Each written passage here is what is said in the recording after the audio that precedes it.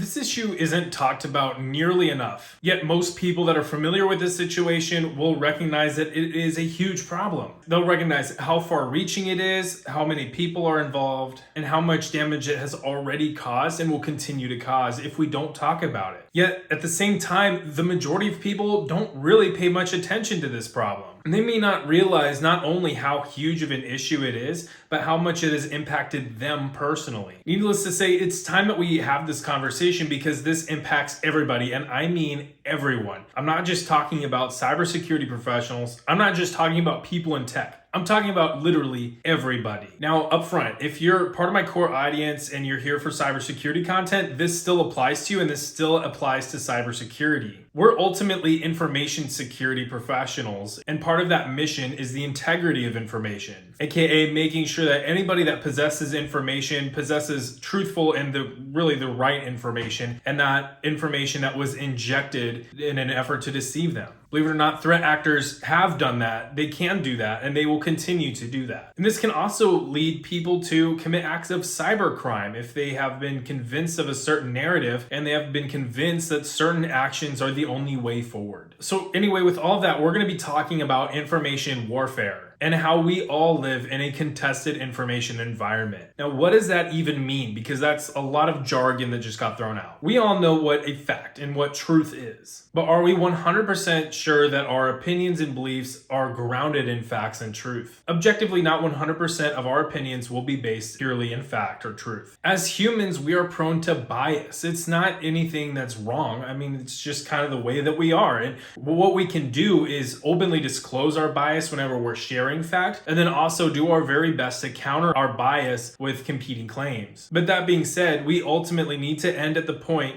that is grounded in truth. So no matter how much your bias sways you in a particular direction, if the facts point in a certain direction, how much room is there? Now, this practice can be hard and time consuming enough, and that's really why the majority of people really elect to defer this process to media agencies and stuff like that. After all, why should you do the work? You're busy enough, you're doing plenty of work already, so let somebody else do the work for you and really just present you with really the executive summary of what you need to know. And that's really what news is. But that being said, often what happens is what you end up consuming is still fraught with bias, and that isn't disclosed to you. Or worse, it is outright wrong. It is disinformation designed to push you in a specific direction, either intellectually or ethically. And that is where things get a little tricky. Something that is full of bias might be something like, you will prefer this market product over another. And there's really, in the grand scheme of things, nothing inherently malicious about it, especially whenever you're really just trying to audit that yourself and trying to counter your own bias and, really have a balanced and nuanced opinion on things. Like that's great.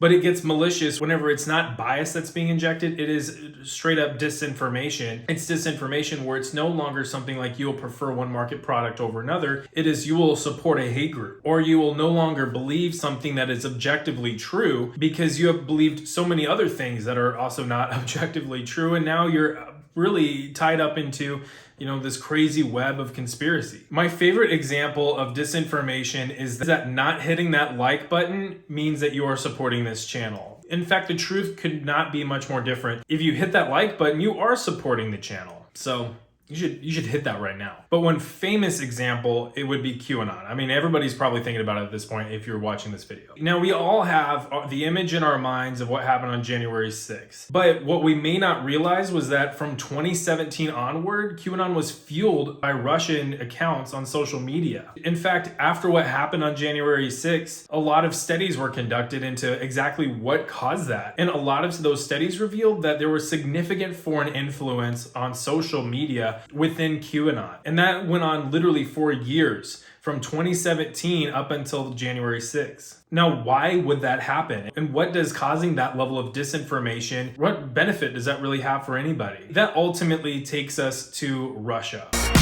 and really the widespread attempts at disinformation that Russia has been able to really successfully achieve in recent years. It has been a foreign policy point of Russia since the end of the Cold War to ultimately degrade the influence of the West, undermine people's trust in democracy, and ultimately completely rewrite history. In fact, this is so much of a problem that the US State Department released a top 5 list on Russian disinformation narratives. Look out, Watch Mojo. The State Department is coming for your top 5 lists. 2 themes that stuck with me were that the collapse of Western civilization is imminent and that popular movements abroad are actually US-sponsored color revolution. These are 2 themes that I've seen all over my timeline on social media. And it really struck me that these might actually be part of Russian disinformation campaigns, because then that means that these are so widespread and really successfully achieved that so many people actually believe these to be true. Now, I know what you're thinking, that this is coming directly from the US government, and you might have some hesitation in actually believing the authenticity of these statements. So we'll take a step back and we'll actually look at how Estonia is also battling disinformation and how the BBC has also reported on it. So this isn't just purely an American issue, and it's not purely a government reported issue. Plenty of private news agencies talk about disinformation all the time. And this is a very widespread issue, not just within the United States and not just on social media,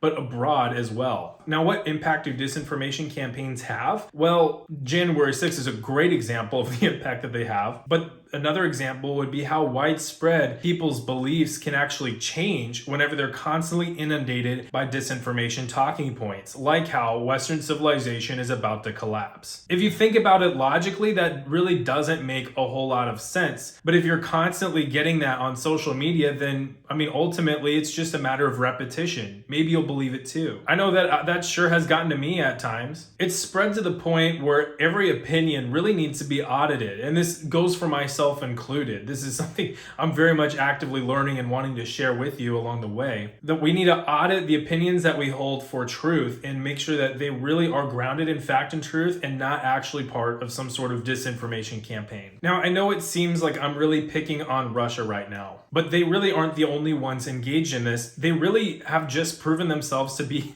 the most effective at it. Some of the reasons go to the widespread use of non-traditional media outlets like YouTube, for instance, or other outlets, blogs, for example, social media, being used in Western countries. And that those weren't inherently designed or regulated for spreading news or other helpful information like that. That really has to be grounded in truth. This has not only allowed for actually malicious groups to organically grow or to actually reemerge because they actually get extra reach with the internet, but it has given them a boost because now groups operating in Russia and tied to the Russian government are able to leverage them to spread disinformation and hate online, which really sows division. That's one of the main tenets of things that they're trying to achieve in Western countries. It's gotten to a point where it's so extreme that they've actually tricked people into believing that the earth is flat and that the moon landing was faked, which is insane. It gets even more overt whenever Russia attempts to revise history, like whenever they tried to disprove that they had shot down a civilian airliner over Ukraine back in 2014. They did so by trying to basically copy and paste satellite images of where the disaster happened, basically showing that they didn't have any anti-air assets in the area at the time. But numerous open source intelligence analysts have debunked that almost immediately, showing that Russia did in fact have assets in the area and they did in fact shoot the aircraft down. And that was later validated by a later investigation on the aircraft wreckage itself. That same tactic of basically copying and pasting satellite images was used by Russia to disprove that they had bombed several villages in Syria or that they were bombing hospitals. It is a constantly used tactic by them to try to rewrite history, and they're continuing to do so today. Now, we've talked about examples of disinformation, but what can you do whenever you encounter disinformation online, especially whenever you may not have a significant reach? First, be sure to check the facts and truth whenever you learn something new. After all, you don't exactly know where that information is coming from,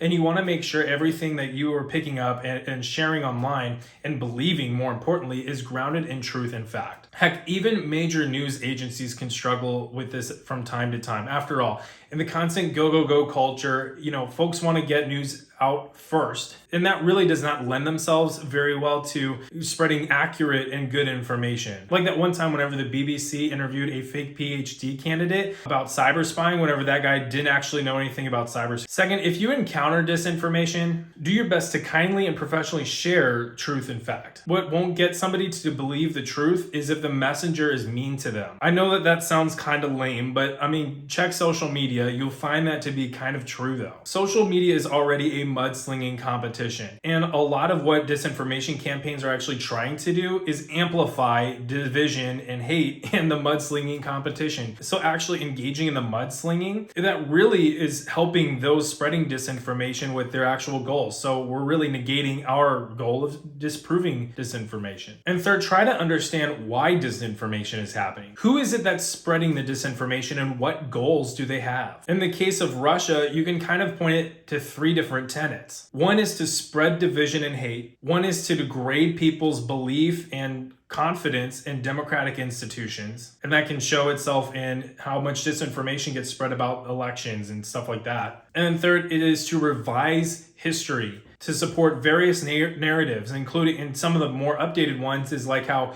Ukraine belongs to Russia and it doesn't have its own right to self-determination. And finally, you can help by hitting that like button because that actually does help with the YouTube algorithm and it helps share this video with new audiences and that can help raise more awareness. I mean, we talked in the very beginning about how this is really not a widely conversed topic and more people need to be aware of what's going on. So in hitting that like button and sharing this with a friend that you think needs to hear this, you're actually helping in raising awareness and combating disinformation. This also isn't the first time that we've talked about Russia and their cyber exploits. You can check this video out if you want to learn more about if we're vulnerable to a Russian cyber attack over a conflict with Ukraine. The answer is yes. Have a good one.